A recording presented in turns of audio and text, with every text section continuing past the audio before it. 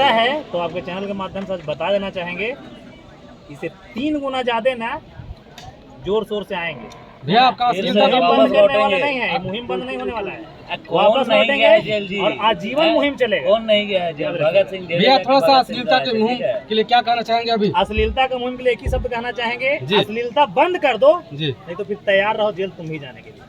काफी आपका केस हुआ है आपके नाम पर खिलाफ पर क्या हाँ हाँ, देखिए क्या है कि देखिए बेवजह जितने भी चीजें हैं ना सब फर्जी साजिश है।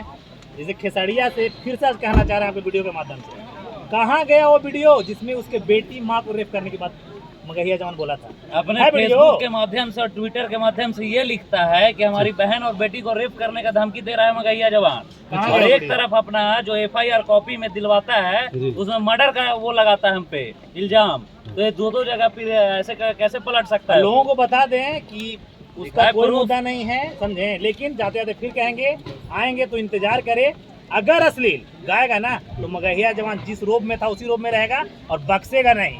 और अगर जिस दिन भी अश्लीलता गाया ना तो जाने के लिए खेसाड़ी रहे चाहे उसके पिताजी रहे, जेल जाएगा। धमाका पहले से और जोरदार देखिए होगा। कैमरा में चाहूंगा कि देखिए